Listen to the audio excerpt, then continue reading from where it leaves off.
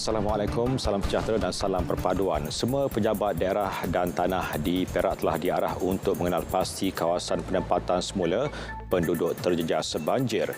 Menteri Besar Dato' Sri Sarani Mohamad berkata lokasi untuk membina rumah baru bagi penduduk terjejas banjir perlu mengambil kira kawasan sesuai iaitu yang lebih selamat daripada lokasi asal dan sosioekonomi penduduk. Beliau berkata sebelum ini terdapat peruntukan bagi membangunkan 28 unit rumah di Kampung Air Hitam, Cangkat Jong, Teluk Intan bagi menempatkan penduduk terjejas banjir termenung namun tertangguh akibat pandemik COVID-19. Setakat 2 petang, 175 penduduk terjejas banjir daripada 42 keluarga berlindung di 3 PPS. 522 projek mitigasi banjir melibatkan peruntukan berjumlah 69.77 juta ringgit telah dilaksanakan di Melaka bagi menyelesaikan isu berkenaan dalam tempoh jangka pendek khususnya di 124 kawasan mudah banjir di negeri itu.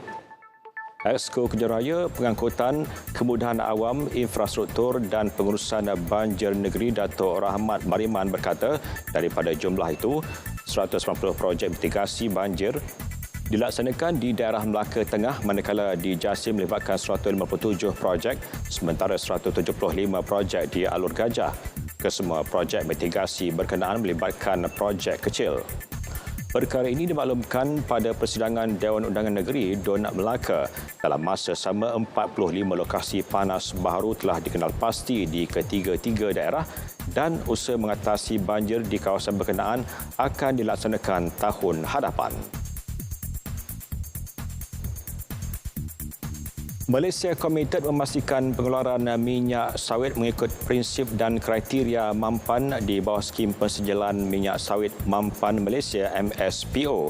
Ketua Pengarah Lembaga Minyak Sawit Malaysia MPOB Dato' Dr. Ahmad Farvis Ghulam Kadir berkata semakan semula MSPO turut dilaksanakan agar selari norma antarabangsa selain meningkatkan kredibiliti dan skop piawaian bagi pengiktirafan pasaran global.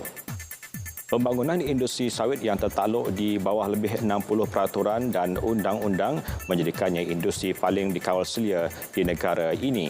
Negara turut menggubal dasar penting ke arah penanaman sawit mampan pada Mac 2019 yang antara lain menghadkan jumlah keluasan penanaman sawit kepada 6.5 juta hektar serta melarang penukaran kawasan hutan simpanan untuk penanaman sawit. Yayasan Pemeliharaan Hijau Minyak Sawit Malaysia turut ditubuhkan bagi menyokong usaha pemeliharaan serta meningkatkan imej minyak sawit sebagai produk mampan.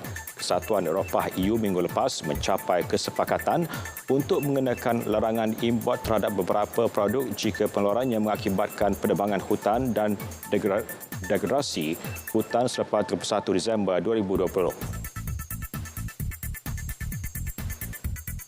Sekurang-kurangnya 5 maut dan penunjuk perasaan mengambil alih sebuah lapangan terbang di Peru sejak 24 jam lepas susulan protes membantah penyingkiran bekas Presiden Pedro Castillo dan pelantikan Dina Boluarte sebagai Presiden baharu. Kematian dilaporkan di Arequipa, bandar kedua terbesar di Peru ketika polis sedang memulihkan lapangan terbang yang dirampas kira-kira 1,500 penunjuk perasaan. Pertempuran antara polis dan penunjuk perasaan di bandar Andahuaylas turut menyebabkan 2 maut ketika penunjuk perasaan cuba menyerbu lapangan terbang itu. 2 lagi kematian membabitkan seorang individu dan seorang remaja dilaporkan di Apurímac, Selatan Peru.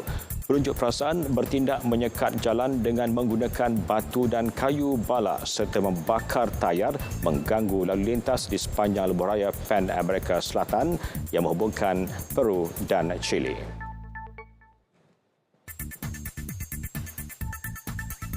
Sekian berita semasa 3. Assalamualaikum dan salam perpaduan.